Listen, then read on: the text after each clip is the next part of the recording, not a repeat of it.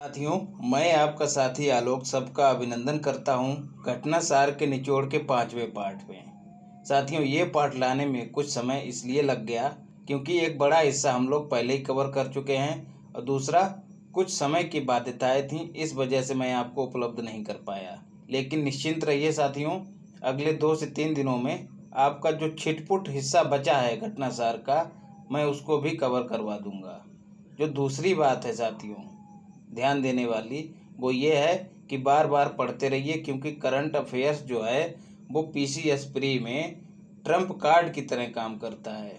बार बार पढ़िए साथियों उसको और एकदम रट जाइए और धीरज रखिए। सबसे बड़ी बात साथियों, धीरज रखिए और हौसला रखिए ये सोचकर कि आपके अपनों का आशीर्वाद आपके साथ है, निश्चित ही आप सफल होंगे। चलिए शुरू करते हैं साथियों। ये पोर्शन यूपी स्पेशल वाला है साथियों, देख लेते हैं। सबसे पहले मोबाइल हनी प्रोसेसिंग बैन। सबसे पहला सवाल जो बनेगा कि क्या है, तो एक चलती फिरती शहद प्रसंस्करण मशीन है। जी हाँ साथियों, जैसा कि हम सभी जानते हैं कि शहद को मधुमक्खियों से सीधे प्राप्त करके इस्तेमाल नहीं किया जाता है, पहले उसको प्रसंस्कृत किया जाता है, अर्थात उसको मॉडिफाई किया जाता है, फिर इस्तेमाल किया जाता है। अभी तक क्या होता था, जो किसान होते थे, जो मधुमक्खी पालन करते थे, वो शहद निकाल कर जो प्रसंस्करण मशीनें थीं या फिर यूनिट या फिर इकाइयाँ होती थीं शहर से दूर, वहाँ लेकर जाते थे। उसमें उनके समय के साथ साथ श्रम और धन तीनों की हानि होती थी। साथ ही अपारदर्शिता के चलते मिलावट होने की आशंका बनी रहती थी। तो इन सब चीज़ों से बचने के लिए सरकार ने मोबाइल हनी प्रोसेसिंग बैन की शुरुआत की है। चर्चा में क्यों रही है साथियों, क्योंकि देश की पहली है ये मोबाइल हनी प्रोसेसिंग बैन। कहाँ लॉन्च की गई साथियों? गाजियाबाद के सिरौरा। याद रखना है साथियों, सिरौरा चाहे भूल जाइए लेकिन गाजियाबाद याद रखना है। गाजियाबाद से इसकी शुरुआत की गई है। किसने की है? खादी एवं ग्रामोद्योग ने। उद्देश्य क्या है? दरवाजे पर ही प्रसंस्करण की सुविधा उपलब्ध करवाना। जी हाँ साथियों, मोबाइल का मतलब चलने फिरने वाली, जैसे कि हमारा मोबाइल फ़ोन है। मोबाइल इसको इसीलिए कहते हैं क्योंकि चलता फिरता रहता है। इसको हिंदी में सचल दूरभाष यंत्र कहते हैं, सचल दूरभाष यंत्र। तो ये भी मोबाइल है हमारा, ऐसे ही मोबाइल हनी प्रोसेसिंग बैन है, याद रखना है। अगला महत्वपूर्ण सवाल साथियों यहाँ से जरूर गिरेगा टप्पा खा के। रामसर साइट चर्चा में क्यों है? क्योंकि बखीरा वन्य जीव अभयारण्य, जी हाँ साथियों, वन्य जीव अभयारण्यों की संख्या कितनी है यूपी में? 11। और पक्षी अभयारण्य कितने हैं? 13। याद रखना है साथियों, 13 पक्षी अभयारण्य हैं, 11 वन्य जीव अभयारण्य हैं। तो उनमें से 11 में से एक बखीरा वन्य जीव अभयारण्य साथियों भारत का 49वां रामसर साइट घोषित किया गया है और यूपी का साथियों 10वां घोषित किया गया है। तो अब साथियों यूपी में टोटल 10 रामसर साइट हो गए हैं। दूसरा साथियों 2021 में हैदरपुर आर्द्र भूमि को, जिसको वेटलैंड भी कहते हैं, हैदरपुर आर्द्र भूमि को रामसर साइट घोषित किया गया था। ये साथियों नवा था यूपी का। कहाँ है? बिजनौर और मुजफ्फरनगर की बॉर्डर पर है साथियों। बात करें बखीरा वन्यजीव अभयारण्य की, तो ये संत कबीर नगर जिले में स्थित है, यूपी के संत कबीर नगर, याद रखना है। तो अब 10 हो गए हैं। बात अगर पूरे भारत की करें तो अब भारत में रामसर साइट कितने हो गए? 49। याद रखना है, बहुत ही महत्वपूर्ण है आंकड़ा, सीधे पूछ लिया जाता है। बात करें रामसर साइट होते क्या है साथियों? ये एक तरह से स्थल और जल के बीच का संक्रमण क्षेत्र होते हैं। आम बोलचाल की भाषा में इनको हम दलदल कह सकते हैं साथियों। ये विभिन्न प्रकार के जीवों का आवास होते हैं, इसलिए जैव विविधता की दृष्टि से महत्वपूर्ण होते हैं। इनकी शुरुआत साथियों रामसर कन्वेंशन से हुई थी। रामसर ईरान में एक स्थान है साथियों, वहीं पर इस कन्वेंशन की शुरुआत हुई थी 1971 में। और उसके 4 साल बाद 1975 में लागू हुआ था। दोनों तिथियां याद रखनी है आपको, दोनों वर्ष याद रखने हैं। विशेष क्या है साथियों, ADB बोले तो अहमदाबाद स्पेस एप्लीकेशन सेंटर ने क्या किया है, राष्ट्रीय आर्द्रभूमि दशकीय परिवर्तन एटलस जारी किया है। सीधे पूछा जाएगा कि किसने जारी किया गया है। जैसा कि नाम से विदित है कि दशकीय परिवर्तन मतलब पिछले 10 सालों में किस तरह के परिवर्तन हुए हैं, कहाँ कहाँ परिवर्तन हुए हैं आर्द्रभूमियों में, उनका एटलस जारी किया गया है। किसने? अहमदाबाद स्पेस एप्लीकेशन सेंटर ने। बात करें आर्द्रभूमि दिवस की साथियों तो 2 फरवरी को मनाया जाता है और इस बार इसकी थीम साथियों रट लेना है कतई, wetlands action for peoples and nature. Wetlands action for peoples and nature, peoples and nature याद रखना है साथियों, रट लेव कतई। अगला इंटरनेट एक्सचेंज नोड्स, महत्वपूर्ण है साथियों। क्या है ये? एक ऐसी युक्ति है साथियों जिसके माध्यम से इंटरनेट और ब्रॉडबैंड सेवा की गुणवत्ता में सुधार किया जा सकता है। ब्रॉडबैंड साथियों वही होता है जिसके माध्यम से फोन से बात संभव होती है। चर्चा में क्यों है साथियों? क्योंकि 7 का शुभारंभ किया गया है। कहाँ किया गया है? हमारे यूपी में ही किया गया है। एक पहले से था तो अब टोटल साथियों 8 हो गए हैं। पहला कौन सा था साथियों? GBN बोले तो गौतम बुद्ध नगर, जो कि जिला है यूपी का। जो बाकी 7 हैं साथियों जिनका शुभारंभ हुआ है, आपसे नाम रेयर ही पूछेगा, आपसे यही पूछ लिया जाएगा कि कितने एक्सचेंज नोट्स की शुरुआत की गई है, तो 7 याद रखना है। नाम आपको दिए गए आगरा, KP का मतलब कानपुर, लक का मतलब लखनऊ, BNS का मतलब बनारस, PRG का मतलब प्रयागराज, GKP का मतलब गोरखपुर, MRT का मतलब मेरठ। ये साथियों कुछ शॉर्ट फॉर्म्स हैं जिनको मैं इस्तेमाल करता हूँ और आप लोगों को भी करना चाहिए। इससे जो है आपका नोट संक्षिप्त रहता है और ज़्यादा उसमें खच पच नहीं होती है, तो नीट एंड क्लीन नोट्स रहता है जिसका मनोवैज्ञानिक प्रभाव पड़ता है और थोड़ा दिमाग भी इस पर एक्टिव रहता है चीज़ों को खोजने के लिए। कभी कभी देखा होगा मैं ही अपनी शॉर्ट फॉर्म को भूल जाता हूँ, तो कहीं ना कहीं दिमाग पे बल पड़ता है, सोचने की शक्ति उसकी इस तरह से बढ़ेगी। ब्रह्मोस विनिर्माण केंद्र बहुत ही इम्पॉर्टेंट है। चर्चा में क्यों है साथियों? क्योंकि लखनऊ में बनेगा ये। शिलान्यास इसका किसने किया है? याद रखना है मोदी जी ने नहीं किया है, क्योंकि ये रक्षा से संबंधित है। तो हमारे रक्षा मंत्री कौन है साहब? RS बोले तो निंदा करने वाले वही, कड़ी निंदा करने वाले राजनाथ सिंह और योगी जी बुलडोजर बाबा, इन्होंने मिलकर इसका शिलान्यास किया है। कहाँ? लखनऊ में। कब किया है? 26 दिसंबर 2021 को। डेट याद मत रखिएगा।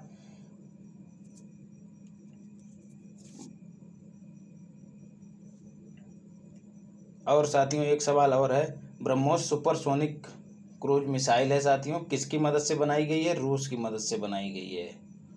रूस की मस्कोवा नदी और भारत की ब्रह्मपुत्र नदी के नाम पर इसका नाम ब्रह्मोस रखा गया है। एक महत्वपूर्ण सवाल जो आपसे पूछा जा सकता है वो ये है कि हाल ही में भारत ने किसके लिए ब्रह्मोस निर्यात करने की बात कही है या फिर समझौता किया है किसके साथ?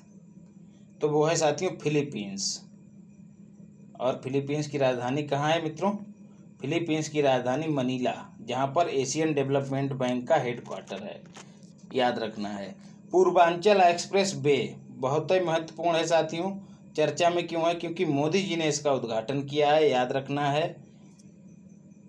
लंबाई इसकी याद करनी है, कतई रट लेना है, 341 किलोमीटर। कितने लेन का है? 6 लेन का है। उपलब्धि क्या है वर्तमान में साथियों? याद रखना है, देश का सबसे लंबा एक्सप्रेस वे है कौन? Purvanchal express way. और क्या खूबी है? इस पर विमान की लैंडिंग की जा सकती है, मतलब कोई भी हवाई जहाज उतारा जा सकता है आपात स्थिति में। तो इससे क्या होगा, हमारी एयरफोर्स को सहूलियत हो जाएगी। अन्य क्या है साथियों, देखिए अभी तो सबसे लंबा पूर्वांचल एक्सप्रेस वे है पूरे भारत का। दूसरा साथियों गंगा एक्सप्रेस वे जो कि 2024 में कंप्लीट होगा, वो बन जाएगा, जिसकी लंबाई 594 किलोमीटर है, याद रख लेना है। ये दूसरा तो नहीं बनेगा साथियों, दूसरा क्या, ये पहला हो जाएगा। फिर कौन, दिल्ली से मुंबई एक्सप्रेस वे जो कि 2023 में कंप्लीट हो जाएगा। तो सबसे लंबा कौन हो जाएगा, जैसे ही ये बन जाएगा दिल्ली से मुंबई एक्सप्रेस वे जब बन जाएगा, जिसकी लंबाई 1350 किलोमीटर है, ये नंबर 1 पे आ जाएगा। उसके बाद 2024 में गंगा एक्सप्रेस वे बन जाएगा, तब साथियों गंगा एक्सप्रेस वे दूसरे नंबर पे हो जाएगा 594 किलोमीटर लंबाई के साथ। फिर तीसरे स्थान पर पूर्वांचल एक्सप्रेस वे आ जाएगा, जिसकी लंबाई 341 किलोमीटर है, याद रखना है। लेकिन अभी कौन है, पूर्वांचल एक्सप्रेस वे ही है सबसे लंबा, याद रखना है। अब अगला सवाल बन सकता है कि किन किन शहरों से होकर गुजरेगा, तो याद रखना है बाराबंकी, BBK का मतलब बाराबंकी, अमेठी, अयोध्या, STP का मतलब सुल्तानपुर, और ABDN का मतलब अंबेडकर नगर, और AJG का मतलब आजमगढ़, और फिर मऊ, लखनऊ और गाजीपुर। एक तो साथियों इनके नाम आपको याद रखने हैं, दूसरा इनकी संख्या भी याद रखनी है कि कितनी है साथियों। तो याद रखना है 1 2 3 4 5 6 7 8 9 जिलों से होकर गुजरेगा। कौन सा, पूर्वांचल एक्सप्रेस वे। बात यदि गंगा एक्सप्रेस वे की करें तो ये 12 जिलों से होकर गुजरेगा, याद रखना है। कहाँ से कहाँ तक, प्रयागराज से PRG से मेरठ, याद रखना है। दोनों ही पूछे जा सकते हैं। स्टेशनों के नामों का परिवर्तन किया गया है, चर्चा में कौन से रहे हैं साथियों, झांसी रेलवे स्टेशन, जी हाँ साथियों, उसका नाम बदलकर वीरांगना लक्ष्मीबाई स्टेशन कर दिया गया है। दूसरा साथियों दादूपुर रेलवे स्टेशन का नाम मां बराही देवी धाम रेलवे स्टेशन, RS का मतलब रेलवे स्टेशन, कर दिया गया है, जो कि लखनऊ बनारस रूट पर पड़ता है साथियों। कौन साथियों स्वीकृति देता है, तो होम मिनिस्ट्री इसको स्वीकृति देती है। कौन है हमारे होम मिनिस्टर साथियों, गृह मंत्री मोटा भाई। अन्य स्टेशनों की बात करें साथियों तो इलाहाबाद जंक्शन का नाम क्या कर दिया गया है, प्रयागराज जंक्शन कर दिया गया है। मुगल सराय रेलवे स्टेशन का नाम साथियों, जी हाँ साथियों, वही मुगल सराय लाल बहादुर शास्त्री का जहाँ जन्म हुआ है। यूपी स्पेशल में पूछा जाता है ये सवाल कि लाल बहादुर शास्त्री का जन्म कहाँ हुआ था, तो मुगल सराय रेलवे स्टेशन का नाम अब क्या कर दिया गया, DDUJ, बोले तो Deendayal Upadhyay ji railway station. Faizabad station का नाम क्या कर दिया गया है, अयोध्या रेलवे स्टेशन नाम कर दिया गया है। फिर अगला हबीबगंज रेलवे स्टेशन, साथियों ये हमारे यूपी का नहीं है, ये मध्य प्रदेश का है, इसका नाम बदलकर रानी कमलापति रेलवे स्टेशन कर दिया गया है। रटौल आम साथियों बहुत महत्वपूर्ण है, याद कर लेना है कतई। वैसे तो सारी ही जानकारी आपके लिए महत्वपूर्ण है साथियों, मैं अनर्गल चीज़ें आपको नहीं देता हूँ, कूड़ा कबाड़ से आपको बचाता हूँ। आप अगर घटनासार की मैगजीन रखे हों तो देखिएगा कि दिमाग चकरा जाएगा, आपका भन्ना जाएगा दिमाग देखकर कि कैसे पढ़ें इतना।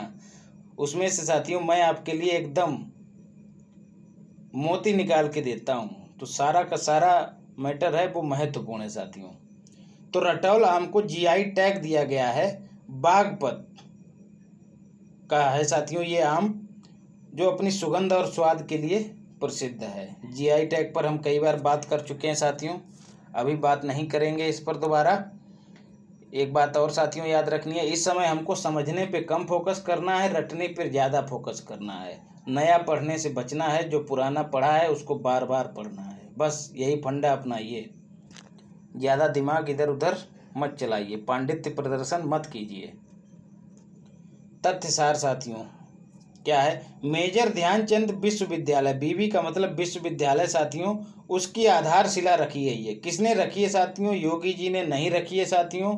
विश्वविद्यालय है तो इसकी आधारशिला मोदी जी ने रखी है। कहाँ, सरधना में, जी हाँ साथियों, वही सविनय अवज्ञा आंदोलन के दौरान सरोजिनी नायडू जहां मोर्चा संभाल रही थी साथियों, बेब मिलर जहां की रिपोर्टिंग कर रहा था, मारा जा रहा था लोहे की लाठियों से, मतलब लोहे की मजी हुई लाठियों से। ये वही वाला सरदना है। असहयोग सविनय अवज्ञा आंदोलन आप जानते ही होंगे, नमक कानून से संबंधित था। जल संरक्षण में शीर्ष स्थान साथियों किसको प्राप्त हुआ है? यूपी को। आजमगढ़ विश्वविद्यालय का नाम चेंज कर दिया गया है। क्या हो गया है? महाराजा सुहेल देव विश्वविद्यालय। नेपाल की सीमा पर स्थित 4 गांवों को साथियों राजस्व गांव घोषित किया गया है। याद रखना है, ये नेपाल के गांव नहीं है, हमारे यूपी के ही गांव हैं। इनको राजस्व ग्राम घोषित किया गया है। इनकी संख्या याद रखनी है, सीधे पूछा जाएगा कितने गांव को घोषित किया गया है राजस्व गांव। 32वां हुनर हाट बहुत ही महत्वपूर्ण है साथियों। इसका आयोजन कहाँ हुआ है? LUK बोले तो लखनऊ में हुआ है। उद्घाटन इसका किसने किया है साथियों?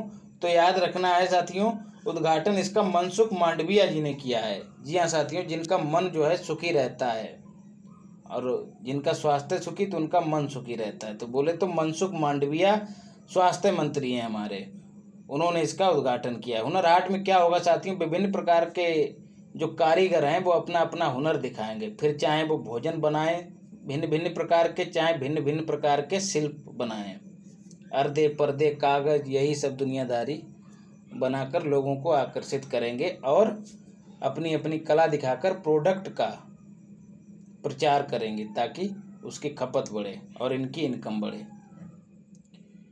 अगला साथियों, राज्य विश्वविद्यालय का शिलान्यास। जी हाँ साथियों, आजमगढ़ में किया गया है। याद रखना है, मोदी जी ने नहीं किया है, AS बोले तो मोटा भाई ने किया है। आजमगढ़ में याद रखने का साथियों लॉजिक बता दूं आपको। आजमगढ़ में साथियों ISI के कई एजेंट मिल चुके हैं साथियों, तो वहाँ पर कार्रवाई कौन करता है? गृह मंत्रालय कार्रवाई करता है। और गृह मंत्री कौन है? हमारे मोटा भाई। तो उन्होंने ही राज्य विश्वविद्यालय का शिलान्यास किया है।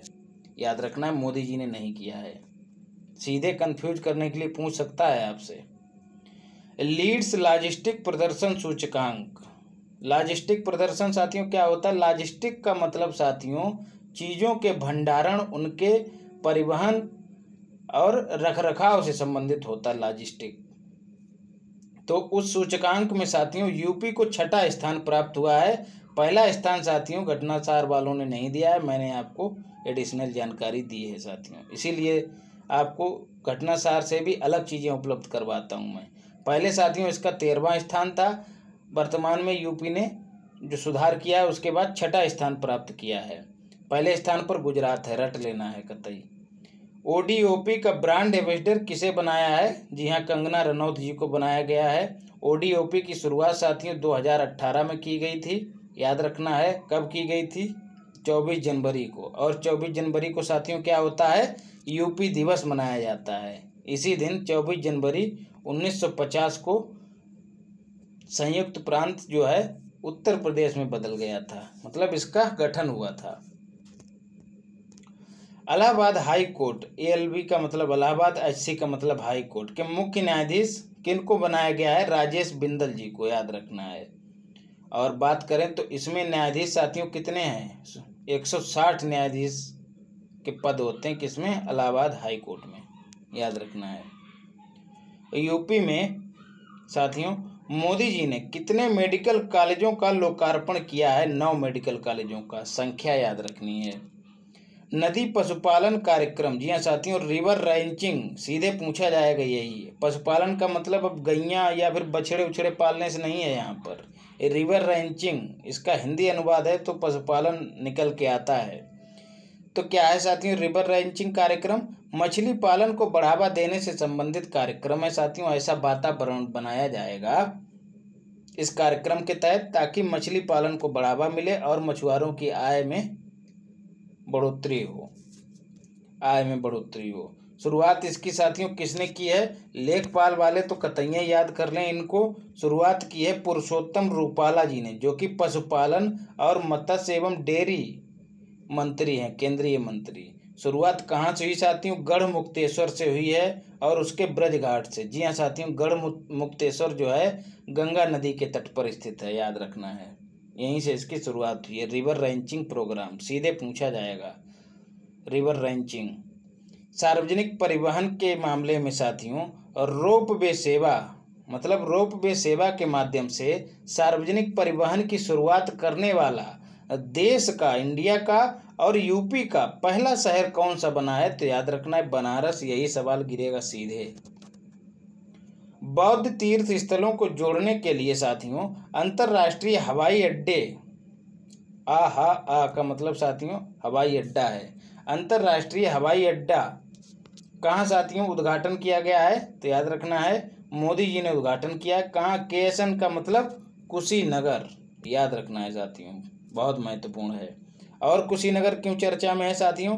क्योंकि कुशीनगर में पहला ट्रांसजेंडर विश्वविद्यालय स्थापित किए जाने की घोषणा की गई है। बहुत ही महत्वपूर्ण है साथियों ट्रांसजेंडर विश्वविद्यालय। जी हाँ साथियों, जो हिजड़े होते हैं उनकी शिक्षा को समर्पित है ट्रांसजेंडर। हे हांग ओके मेमोरियल पार्क महत्वपूर्ण है साथियों। कहाँ है? अयोध्या में है। इसका उद्घाटन किया गया है कोरियाई रानी के नाम पर साथियों। मेमोरियल बोले तो स्मारक पार्क है, मतलब उनकी याद में इस पार्क का उद्घाटन किया गया है। कहाँ? अयोध्या में, याद रखना है।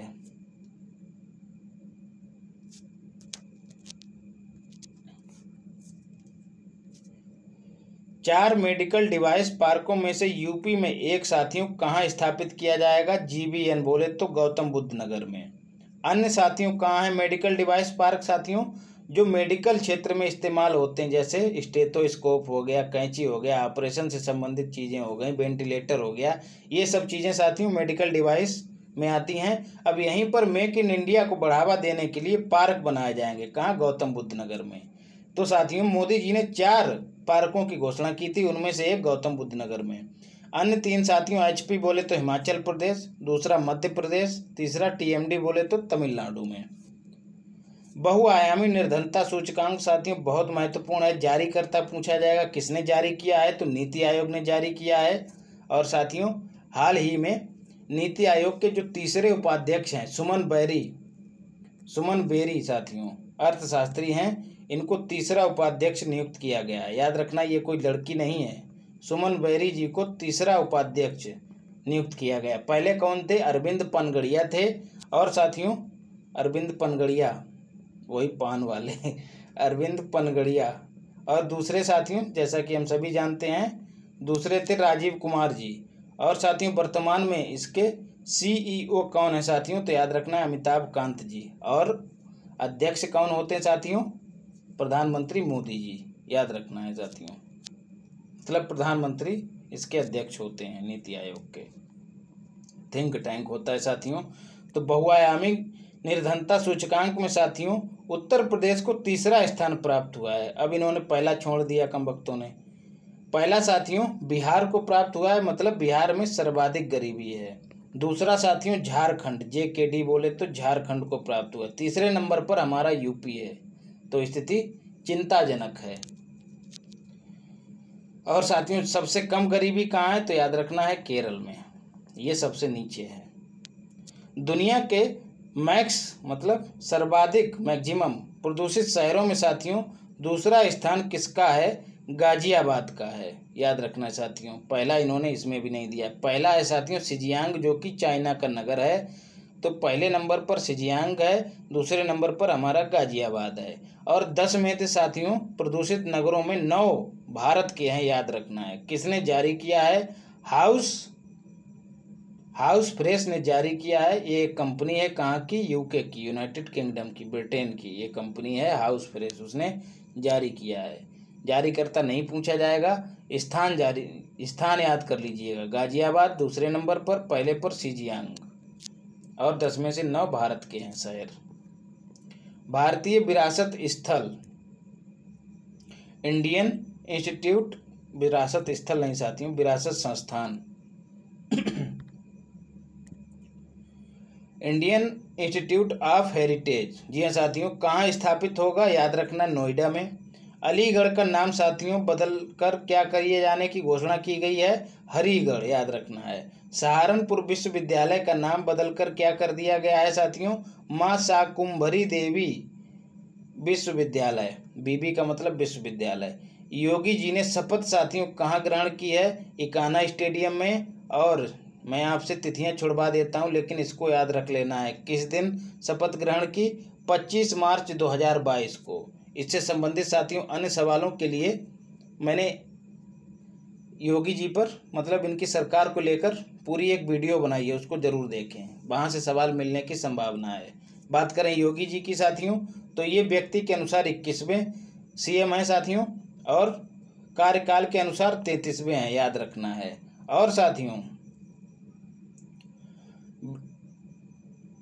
विधानसभा चुनाव 2022 में साथियों यूपी में जो महिला विधायक हैं उनकी संख्या 48 है। घटनासार वालों से साथियों गलती हुई है, उन्होंने 18 बताया है, लेकिन 18 नहीं है, सुधार कर लीजिएगा, 48 है। पूछ लिया गया था पिछली बार सवाल साथियों, इसको हल्के में मत लीजिएगा, रट जाइएगा। 48 महिलाएं हैं विधायक बनकर आई हैं साथियों। आज के लिए इतना ही। ये आपका चैप्टर यूपी स्पेशल का समाप्त होता है। आगे जो छिटपुट मटेरियल बचा है उसको मैं जल्द ही उपलब्ध करवा दूंगा। लगे रहिए, डटे रहिए, अपना और अपनों का ख्याल रखिए। धन्यवाद।